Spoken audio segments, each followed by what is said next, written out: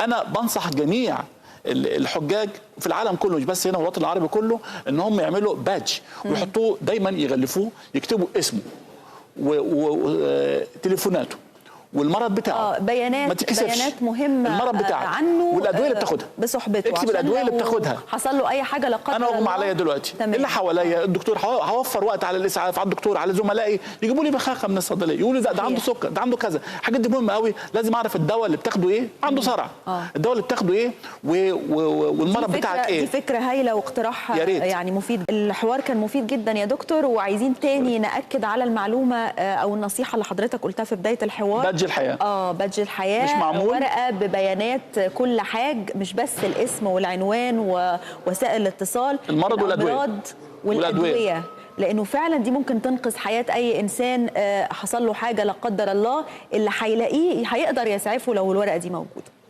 بشكرك جدا دكتور مجدي بدران، عضو الجمعيه المصريه للمناعه والحساسيه. شكرا. شكرا جزيلا.